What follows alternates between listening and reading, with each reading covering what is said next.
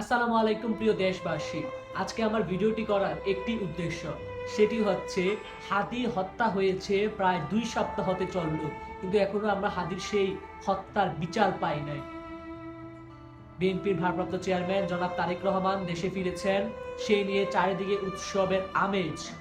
তবে আমি এই উৎসবের আমেজের মধ্যে বিএনপি সহ সকল নেতাকর্মী এবং দেশের সর্বস্তরের আপামর জনতাকে বলতে চাই, এত কিছুর মধ্যে আপনারা হাদিকে ভুলে যাইয়েন না। হাদি যেন শুধুমাত্র একটি ট্রেন্ডিং নিউজ, ট্রেন্ডিং টপিক, একটি লাশের সংখ্যা হয়ে আমাদের মধ্যে না থেকে যায়। হাদি যেন প্রকৃত অর্থে একটি বিপ্লব হিসাবে আমাদের মধ্যে বেঁচে থাকে। সেই একটি আর্তনাদ, একটি ফরিয়াদ আপনার কাছে করতেছি। আপনারা অন্তত পক্ষে প্রত্যেকদিন না পারেন একবার হলো হাদিকে নিয়ে একটি পোস্ট আপনাদের ফেসবুকে যেন থাকে। এটাই আমাদের আকুল আবেদন। কারণ তা না হলে বিশ্ব রাজনীতিতে যে ষড়যন্ত্র চলছে, হাদির হত্যাকারীরা ছাড় পেয়ে যাবে। আর একবার যদি হাদির হত্যাকারীরা ছাড় পেয়ে যায়, তাহলে আপনারা আর হাদি তৈরি করতে পারবেন না। হাদিরা কেউ সামনে আসবে না। আমরা যুগে যুগে শহীদ পাবো, আমরা গাজী পাবো না।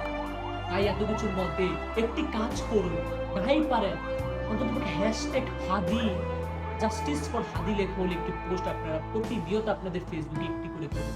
হাদি যেন হারিয়ে না যায়, হাদি যেন শুধুমাত্র একটি লাশের সংখ্যা হিসেবে আমাদের মধ্যে না দাঁড়ায়।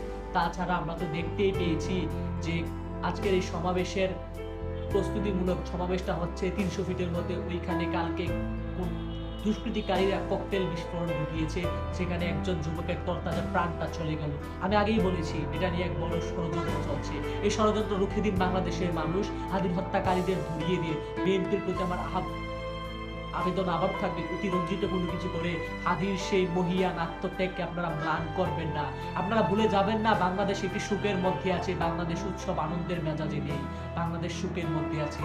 বাংলাদেশের মানুষ সেই সুখ, হাদির সেই সুখকে এখনো বইয়ে যাচ্ছে। আমি যেন না দেখি যে কালকে থেকে হাদির সেই আত্মত্যাগের কথা বিলীন হয়ে গিয়েছে, হাদির আত্মত্যাগের কোথাও নেই। আমি যেন আবারও সেই জানাজার সেই ফুটেজগুলো যেন ক্রমাগত সোশ্যাল মিডিয়া আমাদের চোখের সামনে যেন ভাসে, এই আবেদন করে আজকের এই ভিডিওটি এখানে শেষ করছি। আসসালামু আলাইকুম।